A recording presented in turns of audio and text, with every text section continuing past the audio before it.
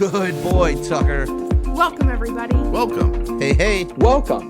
Work smarter where you want. Consistency is key. And remember, if it's not in Redtail, it never happened. This is learning at its most fun. There's a lot of ways to communicate with clients, right? And what we're going to talk about here is kind of all of those different methods. And well, here's our topics. We'll talk about who we're going to contact, what you're going to say. There's different messages you want to communicate, right, Austin? Where to reference your history. So that's the big point of Redtail, is without logging your history, your notes, your activities, we really just are a Rolodex, right? And we don't want you to use Redtail as a Rolodex. We want to be that robust contact relationship management system that we're built for. And then what's next, Austin? We need to know when to contact people. So what frequency in which we contact them, when's the best time of years to contact them? Is it a quarterly reach out? Is it a semi-annual reach out? Timing is key when reaching out to new clients. And then finally, how to correspond. So the different channels, think texting, mail merging that we learned yesterday, sending out letters in the mail. We learned about the broadcast email tool yesterday. So there's lots of different channels in which we communicate as well. Absolutely. Are we required to receive a signature back for this type of correspondence? Do we have to check with compliance first before we send that type of correspondence, and so on? So we're going to dive into all of these questions and give answers to them and how to use Redtail with them. So let's start with who to contact, because that's kind of the base of everything else, right? We can't send a communication unless we know who it's going to. Yeah, absolutely. And it all starts with designating the main point of contact, and that is called the head of household in Redtail. Now, please keep in mind, this is not indicative of who is the superior member of the household. It comes from the tax laws, and it's basically just delegating one person versus the other. It's by no means ranking one spouse above the other. You can call them spouse one and spouse two, but the head of household is going to be the person that you're going to primarily communicate with. And if you want to communicate on the household level, you're going to enter in a family name. So as we could see there with Rachel's picture, we could see that she's married to Ross Geller, but we have the Green and Geller family. And so the Green and Geller family would be used if we wanted to communicate to both Rachel and Ross and any dependents in the household as well. Right. So it's not, like Austin said, it's not picking one over the other. You can choose who's the head of household based on a number of factors. Some offices we've worked with like to say that that's the male, or some like to say that it's the one that responds to them quickest, because there usually is one spouse that maybe corresponds or answers your emails or phone calls better. Or a lot of offices are now changing it to an AUM measurement and say, well, of the two spouses, of their personal assets, maybe comparing their 401ks or whatever it is, this one has more assets under their name, so they are the head of household. Or my personal favorite is leaving it up to your clients and saying who's the primary point of contact between the two of you, and that person's that head of household. And then you know, based on their preference, and if they say both, then just kind of push a little bit and have them choose one. But this is for your organization within the database, so that you are able to limit your list of communications to just one person per household and generate a household correspondence, and know that you're not duplicating any Thanksgiving letters or whatever it is. Now, I just wanted to make a call out about single individuals. So perhaps there isn't necessarily a household, it's just managing one person. We still want to give them a family name. So for example, myself, I'm a single individual. I would want my family name to be Mr. Austin Johnson. And the reason why is because when we go to run those mail merge or send out those broadcast emails with those merge fields that you see down below, we don't want that field to return as blank. We want it to actually fill in with something, even when we're corresponding with our single individuals. So it's important that every single contact in your database that's a client or a prospect has a family name. Absolutely. And there are, your other situations as well, right? We all know that a handful of couples who are not getting married for whatever reason, maybe it's tax reasons, maybe it's they don't believe in the institution of marriage, whatever it is, maybe there's a situation where they're in a long-term committed relationship. You want to recognize it. You know that they're a household, but you don't want anyone in your office to make the mistake of saying, how's your wife or how's your husband? And then all of a sudden you've got clients in the lobby arguing about, yeah, put a ring on it. What's going on here? That is a real situation that I have had clients call me about because we've inappropriately designated somebody as a spouse when they're not one. So how do we get around that? Within the family, you can add someone as other. Other is your indication that they are not married, but they are a household. And you can then designate within their important information and add a little note about what's that relationship or the details of that. And you can still give them that household name to address both Rachel Green and Ross Geller. And you get all the same functionality essentially. So let's look at that within this database. So with Monica is married to Chandler. So we do have them within this family section, but let's click on their family name. And then we've got children as well. And just if they weren't married, you could also move Monica over to other, and then they wouldn't be showing as the spouse. That's totally an option here. We're going to leave them as spouse. And then just like we talked about yesterday, this family page allows you to update their information in bulk. And another benefit of this family is that the contact information or the contact card, if there is a home phone number or home address, those will display on anyone in the family. So if I go to Jack's record, Jack Bing, I'm going to see Chandler's home phone number and home address. They're not actually entered on Jack's record. They're just going to display there so I can still see where he lives and what his phone number is. Haley, quickly, can you just show us how to edit the family name if we needed to? So perhaps Chandler and Monica decided that they want to be the Bing and Geller family. Yes, absolutely. So to edit the family name, you're going to click on the family name to get to this family page. And then you're going to go to that little settings icon and click edit. And that will bring up this free text box where you can type whatever you'd like. And we get questions all the time, Austin. What do I put as the family name? And what do you say to that?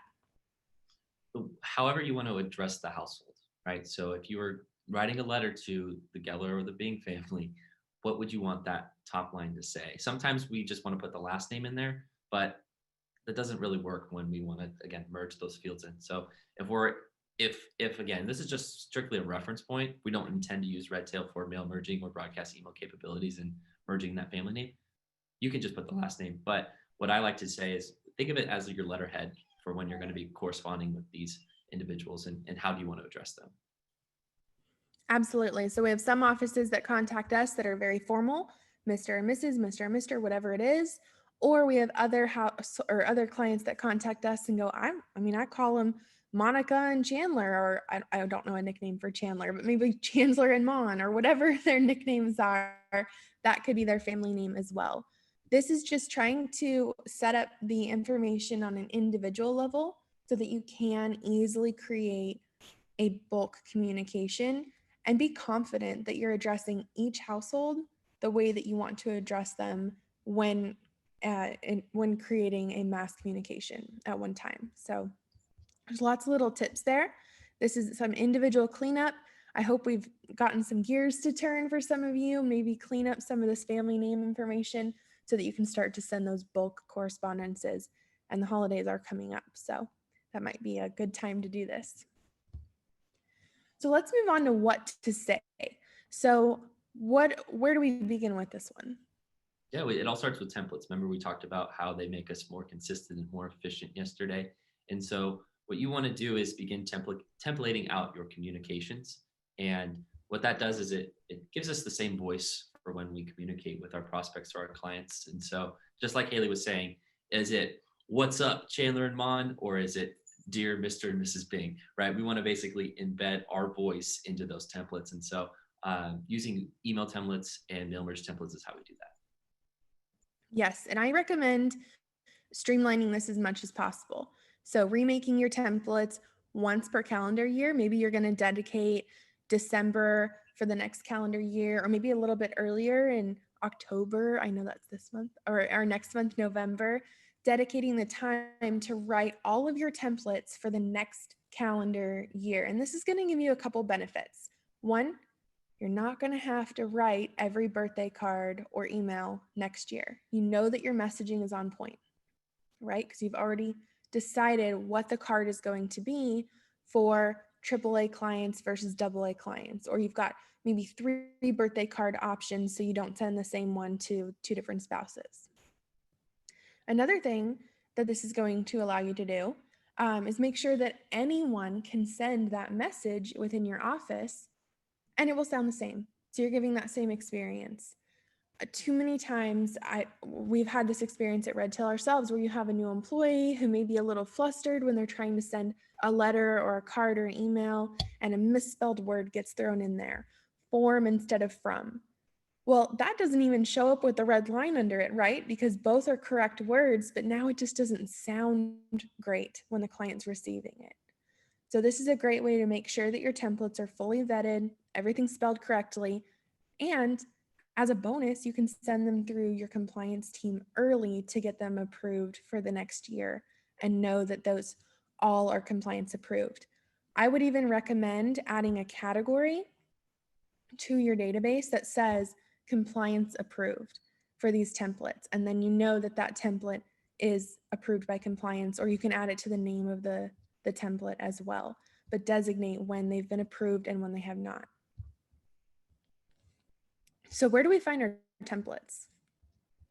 Well, as Catherine stated for about 13 times yesterday, we go to our name and then we go to manage your account. Just in case you missed any of those 13 times, here it is again under manage templates. And then just to reiterate what she said again yesterday is we do have Redtail templates to help you get started. So that's where you go under that question mark, Redtail help desk, and put in Redtail templates. And we've got some sample ones to get you started, at least with birthdays or some images at least that you can use. And right now we're talking about email templates, mail merge, and mail merge templates, those correspondences that are going to clients. I wanted to also give a call out. Sarah shared a pro tip about also using the internet and looking up public professional examples as sources for your templates as well. So you have the Redtail help desk to get those examples, but there's also lots and lots of resources out there on the web that can teach you how to build a good template. But of course, always make sure to get that approved by compliance before sending it out to all of your clients or prospects. Right. And I like what you said earlier on the last point too, Austin, was making sure your voice is in there too. Make it authentic to your office. If you guys joke, throw a joke in there. If you have a specific role model or your advisor has a specific role model, throw a quote in from that role model, or whatever your, I think we call it secret sauce in a lot of our webinars, whatever your secret sauce is. I'm laughing because there's hot sauce behind you too. But whatever that is, make sure it's in there. I was going to say, maybe you're completely obsessed with dogs. Maybe throw in a couple dog pics. I know that's something we would definitely do. I was going to say, I don't know anyone like that. All right. So what about where to reference this history? So we have on the contact page, we have the notes section and the activities section. We can actually do certain actions inside Redtail. So when we run a broadcast email or we run a mail merge template, you actually have the ability to select a checkbox to save it as a note. And the benefit of that is now you have a point to reference when you send out that letter that it was sent on this day at this time, or that email was sent on this day at this time. Exactly. So let's kind of demo that a little bit. We'll use a quick list from yesterday. We'll use our active AAA tax clients. So it's a very specific targeted list. And say I wanted to send this group of 10 people a mail merge. So I'm going to come down to contact options and a mail merge. And a mail merge, this one gets confused with emails a lot. This is going to generate a Word document that I can then print out and fold and put in an envelope and mail through the postal system. So that's going to be a mail merge. And I apologize, I said you have to fold it up. It could be, you could size it as a postcard. You can, whatever you can design in Word, basically, is a mail merge. So you can design envelopes, birthday cards, postcards, your typical 8.5 by 11 letterhead, legal size. Austin, help me out here. Well, I mean, that's Anything. that's where the templates come into play, right? So Yeah. the hardest part of those is formatting. So thankfully, a lot of the templates on the Red Tail Help Desk have already done that for you. Or as Sarah recommended, there's also those other resources that you can go that will take care of a lot of that formatting. So all you need to do is just change your content to fit your voice. Exactly. Yeah. So here we've got some letters. And then what Austin was talking about is the option to save as a note. So this is optional when generating a mail merge. So maybe for all of this group, I'm going to generate an onboarding welcome letter. I'm going to save as a note. And then all I can add here is sent onboarding welcome letter. And that's just going to notate it on the contact record. And it already gives the category of the template. So it's logged on those contact records. And then what's cool about this type of note is that it's a mail merge type of note. So let's go ahead and onboarding letter sent. Whoa, sent. Wow. And then run that mail merge. So all of those notes are going to be added to the contact record. And as you can see, I've got a Word document downloaded in the bottom left-hand corner here. But on a contact record, now when we go to latest notes or notes on the left-hand side, we'll see a mail merge type of note here. It'll say the template that was used. So name your templates, something descriptive.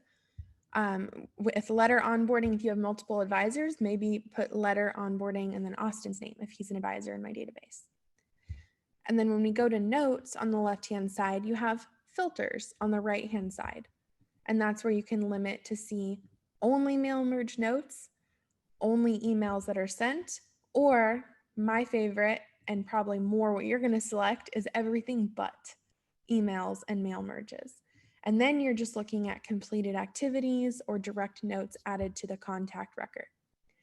And then yesterday we mentioned using general information as anything you're not going to report on. So what I see a lot of offices doing is selecting to see all categories except for general info as well, and then applying that. And then you'll be able to see only what you want to see, only the important stuff, not the emails and the mail merge and all of the correspondence clutter. Hey, Haley, we had a question come in from Brandy. She wants to know a little bit more about labels. Can Red Tail help with formatting labels for mass mailings? Absolutely. So great question. It's along the same lines as of mail merge, but we do have a specific option on the search page to generate labels. Red Tail has built in Avery. It's one of the most popular label brands. It's that blue Avery package at Staples or wherever your office supply store is. I sound like a commercial. Here's your Avery templates. If you don't see the specific template here, then you can create it in Word. And we do have sample labels on our help desk as well. So that'll help you get started and make sure that you've sized it correctly. Just in case we don't have the right label size, Avery also has templates. So you can go to Avery's website or whatever the label company is, go to their website, get their template, and then insert Red Tail's merge fields in. And that's something our support team can help with as well. All right, so all of that correspondence, notes, and activities on the contact page, you've got a lot of versatility for what you do want to see, what you don't want to see, how it's entered. Keep all that in mind. And then an added level of detail is detailing which account that correspondence belongs to as well, right, Austin? Yeah, definitely. I've seen an uptick at this with the form CRS being sent out and knowing that we need to just have those disclosures sent for each individual account. Well, we can actually take that note and put it right inside the account itself. So that way we know when exactly the form CRS was sent for that specific account. And so. Right. So let's go back to Monica here for a second and let's add a note about her accounts. So we'll go to our quick add notes and let's do a template. We're going to do a beneficiary update. She had another child and let's link her account here. So first of all, I'm on Monica's record. So I'm going to see Monica's accounts. If I also wanted to link Chandler or one of her children, then I may see Chandler's accounts as well, or if it's for one of her children, I may see their 529. Thank you. Oh my gosh, why did I blank on that? Like, it starts with a 5. Their 529 account as well. And then I know that this note is going to not only appear on Monica's record, but also on the child's or Chandler's record and also within their account. So let's go ahead and save this. Also, real quick, I also wanted to note that if you add files, you can also attach files to accounts as well. So if you add a file to that note, it will also save to the account as well. Yes, good tip. Yeah. So let's go within that account, accounts over here, and then this is the account that I chose. And when you're within this account itself, then scrolling all the way down to the bottom, we will see that there is one note linked to this account. And if we click on it, we would see all of the notes attached to this account. So you can really see the specific correspondence on not only the contact level, but the account level. All right. So, and then what else? What else is available here? Well, you covered this one already, but basically setting your note filters in your notes section to show exactly what you want or what you don't want to see. So if you're an office that sends out a ton of emails and a ton of mail merges, and you need to just find those client review notes, use the filter on the right-hand side of your notes page to just get the notes that you're looking for. Right. So there's a filter on the contact record that you can toggle, just like the actions on the calendar, but there's also an overall preference you can set for the database. And that's where, like you said, if you're an office that sends a lot of correspondences and you know you never want to see mail merge notes or emails sent or activities, that's where you can go under your name and preferences, and then under the contact notes view, unselect whatever you don't want to see, or make sure that everything is checked if you always want to see everything. Okay, Haley, so it's like similar to calendar, right? How I can set my options in the calendar, or I can set it in the preferences so that way it automatically does that each time I visit the note page. Exactly. Yeah. All right, well, next up is when to connect. And so this is all about being strategic in how we go about communicating with our clients. So there's certain times of the year that you might communicate with them, like for example, their marital anniversary, their birthday, maybe even a holiday that you two share in common. That can all be part of a communication cadence. So we can build that into a workflow. We can build that into activities. We can use the reminders in Redtail. But the idea here is just to have a strategy about when I go about contacting my clients or prospects. Right. And that can be included in a single workflow, or I like to have more specific targeted workflows. So you may have one workflow for client specific communications like birthdays, anniversaries, client anniversaries, and then your own newsletter workflow just for the newsletters to make sure the newsletter gets sent. And that way, no birthday cards are holding up your next month's newsletter. And you don't have a too big of a workflow that's getting confusing or jumbled and different teams are getting stuck waiting on other teams. And then it also relates to what segments of clients receive different communications methods. So with this workflow, your newsletter workflow, you're going to have a task that says email or mail the newsletter, or both. You might have both options. And then you might have keywords on contact records that designate whether they receive an email newsletter or a mail newsletter or a snail mail or whatever you want to call it.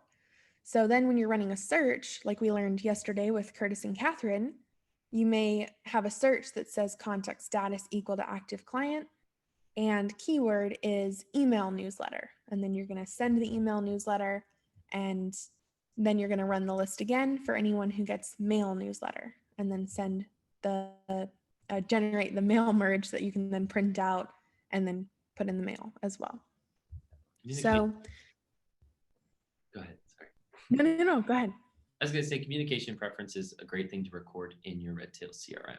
We all have different ways of communicating. I know Haley loves checking her mailbox and getting a nice letter in the mail versus me. And like, if you don't text me, I'm not going to respond to it. So there's different people and how they prefer to communicate with you. So be sure to record that in your CRM so that way you know is it a mail letter, or is it a text, or is it an email? Yeah. There's a lot of variation to that, right? So some of that information, some of it goes in the contact card. And the contact card is going to keep maybe phone numbers, email addresses, and you can designate primary.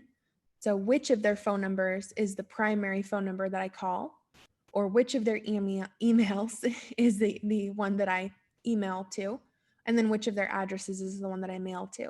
And then you can also set a preferred method. So let's say Monica preferred email. I can check this box to prefer, and then it's going to be bolded over on the right-hand side. So every active client or client should really have a primary of each method, a phone number, an email address, and a physical address, and then a preferred method of contact as well. And they can only have one preferred. So for Austin, that's his phone. And then you may also add a custom title to say text only. So we may go to edit here, and then we may add text only here. And then we know that he prefers texting. And that's a great way to designate that. In the long description that was available there, you can also put the hours that he's available. So if he said do not text or call. Not in the mornings. Okay, not in the mornings. Need my coffee after 12. There you go. And remember that some clients may be in different time zones as well. So we're going to say after 12 p.m. his time, and a newer feature of Redtail is showing their local time based on their primary address on the contact card. But that still may not give you everything you need to know, and that's where keywords come in to supplement. So down under keywords, we may have the option to have a newsletter keyword, for example, or maybe do not email, or they prefer digital communication, so it wouldn't be both. Sorry. We also get this question a lot with older clients or clients that are concerned about security. They may not have an email address, or they may prefer that you never use their email address if you do have it.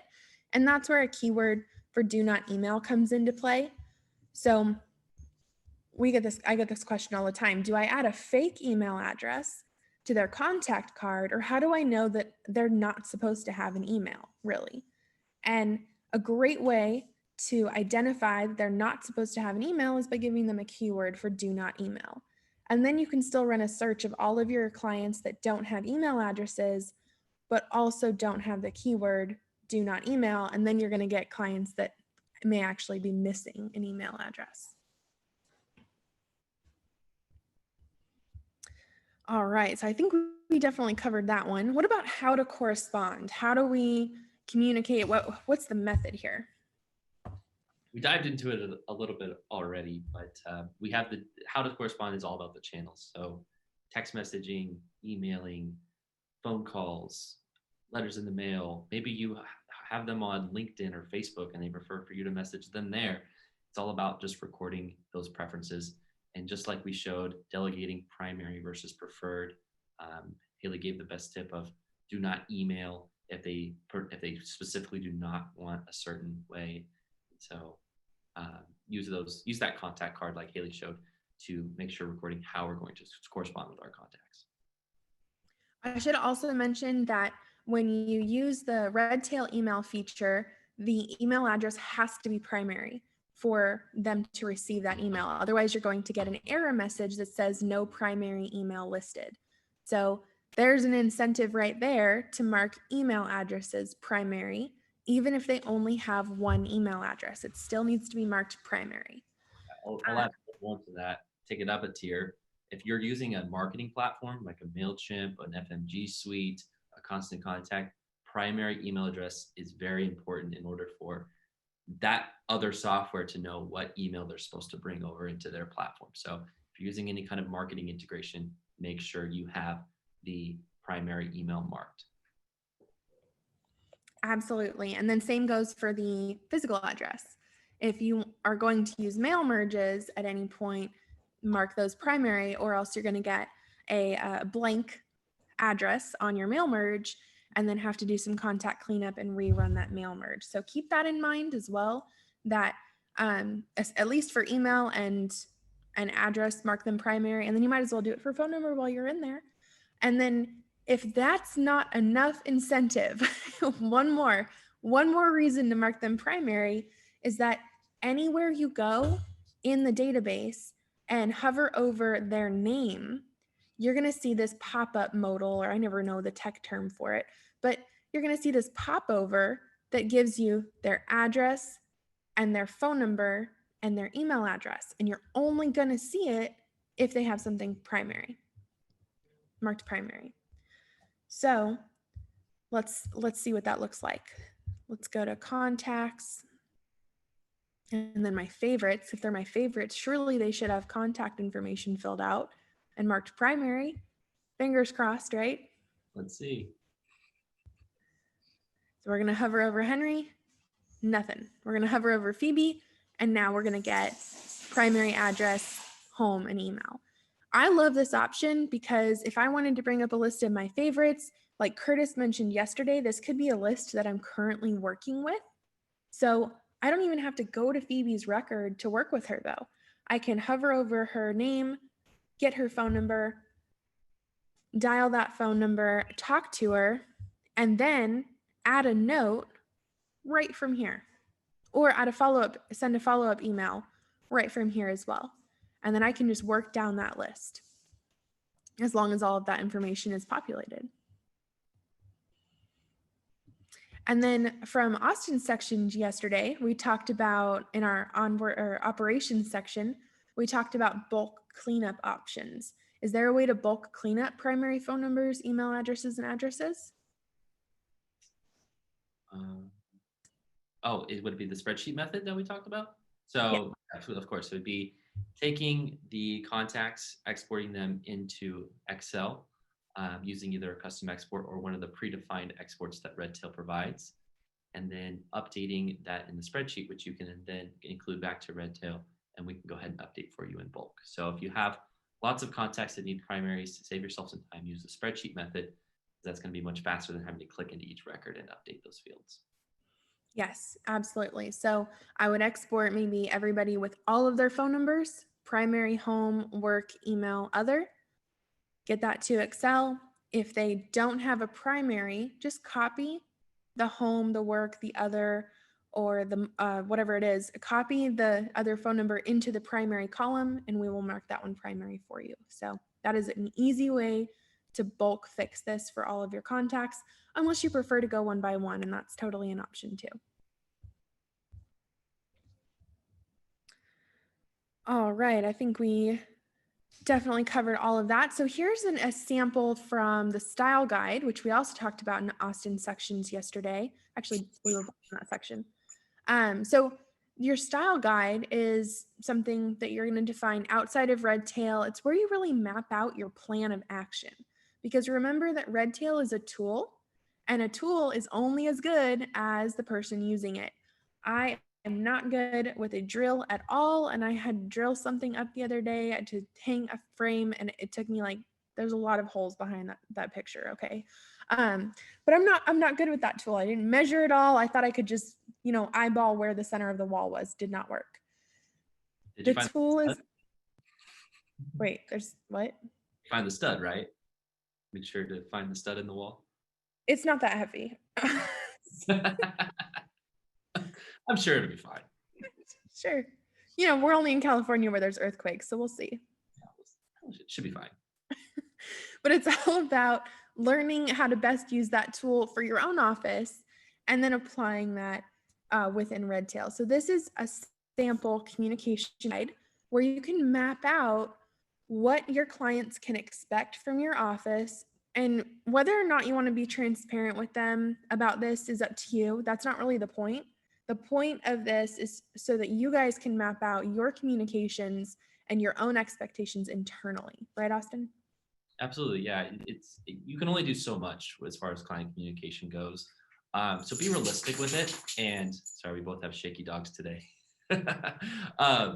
Be realistic with how often you can communicate with the client, and be strategic at it. Like Haley said, develop out your templates at the beginning of the year.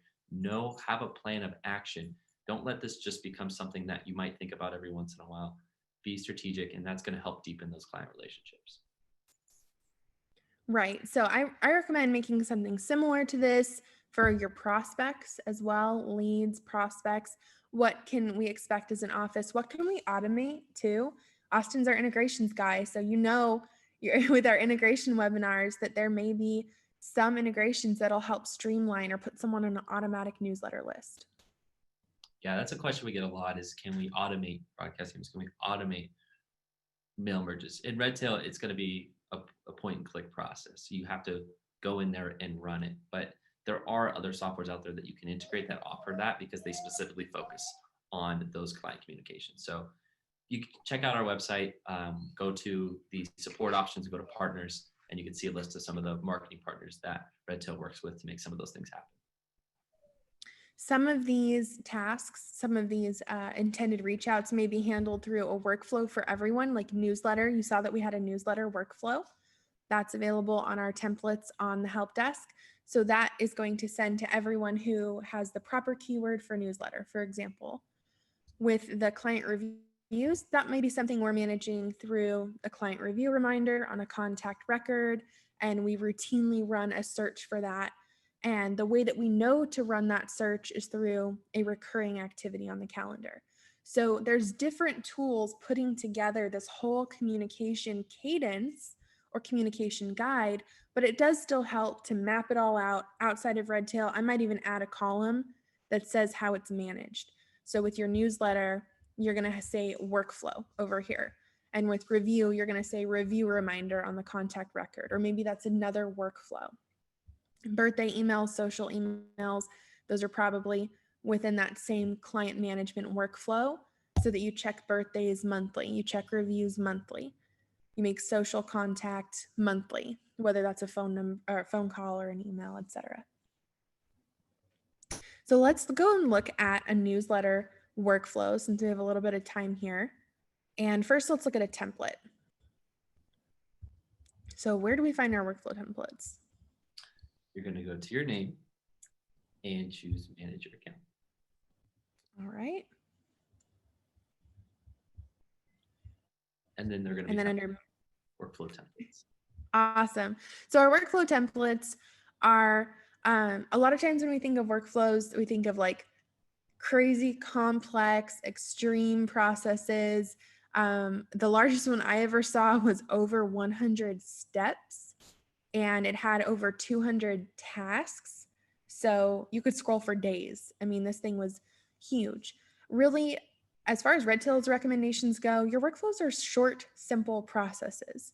Anytime the target date changes, that's a new workflow. So for each meeting you schedule, if you have 5 meetings in a prospecting process, that's 5 workflows, right? Absolutely. Yes. Preach it. Those workflows. Is if you build them too big, it becomes very difficult to make changes later on. So, you get to meeting number 3 and you realize, oh, I should have done that meeting number 2, but I've already started this workflow for 50 contacts. No, we want to make sure that we're keeping them short and sweet. So that way, if we do need to make changes, we can. And it also gives us that satisfaction of being able to check them off and move on to the next one. Because I know I personally love to mark things off my to-do list and show exactly where we're at in the process. Do you add stuff to your to-do list just to check it off? Maybe. Maybe. I might have been guilty of that once or twice. So here's our newsletter workflow. So clicking into it, it's going to look super simple. Our target date is in January. It may be January 1st. It may be the first Tuesday in January, whatever cycle you want your newsletter to be sent on. And recommendations for that, I would check with maybe a consultant or just from browsing on the internet. I know it's typically better to send at 9 a.m. in someone's time zone, and to send an email around that time. That's typically better, or to send newsletters at the beginning of the month. But you may find that your client base operates differently. So for January, we have one task, and that's to email or mail the newsletter. And then for this, we made it that anyone who creates this workflow, whoever creates this workflow, is assigned all of the subsequent newsletter tasks for the rest of the year. and then it just goes on from there. So after we complete January's, a month later, we're going to be notified to complete February's. And then as we complete that one, a month later, we're going to go to March. And so you can see how simple workflows can truly be. It's just one task happening each month. And it's just helping us stay accountable to making sure we're communicating with our clients on a timely basis. And if it's 2020, March goes straight to October. I had to throw that in there. So it's an option. Yeah, it's definitely, this is one of your more simple workflows, but you may have a similar one under January that says run birthday list, run client review list, run anniversary list, run client anniversary list, or anything you're going to be doing in batches. And I've even seen this same newsletter go weekly. So you've got 52 tasks, one for each of the 52 weeks in the year, to run birthdays on a weekly basis. It just depends on how your office manages them, how far in advance, or how close to the deadline you want to go. So with that, about what is a big benefit of using workflows over activities or tasks. Haley, I'd love to hear your input on this, but for me, it's that I don't have to put as many items on my calendar. I can build it into a process, because if I were to do this, I would have to add 12 activities to my calendar, and that might take some time up. Versus this one, I can just go ahead and build, and then year after year, all I have to do is start it once in January, and all of those tasks are already added for me.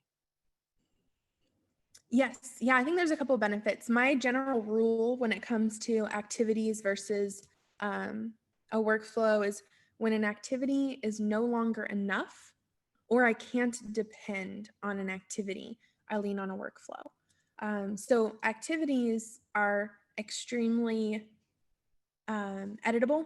They can be dragged and dropped all over the calendar, even if they're in a recurring instance. Workflows are much more structured. So if I want to make sure that I send my newsletter by the second Tuesday of the month, it's not as easy to reset the due date within a workflow, and I'm going to be stuck on that frequency in a more strict way than when I use activities. Also with workflows, you can assign tasks to a team, and that is a huge benefit here. So maybe with my email newsletter, I'm going to assign that to the marketing team. And this creates a responsibility not just on whoever created the workflow or a single user like Austin or myself, but if both Austin and I are on the marketing team, it's on both of us to make sure this task gets done by the due date, right? Absolutely. Yeah. There's accountability in workflows. Calendar items, like Haley says, can be moved around. They can go to past due, and sometimes they just kind of fall by the wayside. But with workflows, they stay front and center unless you mark that complete button and go to the next task. So accountability is a huge advantage of workflows. Natalie had another question, and this is a great one. It applies to our newsletter workflow. Can one workflow trigger another workflow to avoid big workflows? So at this time, workflows cannot trigger other workflows yet. However, a great way to use them right now, and the way that I recommend, is in December, our very last task is to start next year's newsletter workflow. You cannot get out of this workflow until you have started next year's workflow. And that's true for all kinds of workflows. So if it was a client review workflow, we might have another last step to schedule the next one. Or maybe the last step in my prospecting workflow is to begin the onboarding workflow. So you can sequence your workflows with that last task like Haley showed. It's so cheesy. I apologize in advance, but I like to think of it as if you've seen that old movie, George of the Jungle, when he's swinging from vine to vine. So George is like your activity or your action, and then your workflows are those vines. And you're not going to let go of the first vine until you've got a solid grip on that second one and swinging through the jungle. And again, I totally apologize, but I think I'm funny. So you're giving me 90s movie nostalgia right now. I remember watching being like 10 years old watching that movie. Thanks so much for joining us today for this particular session. If you have any questions, please don't hesitate to give us a call at 800-206-5030, option 3 for support, or just shoot us an email over to support@redtailtechnology.com. Thanks a lot and have a great day.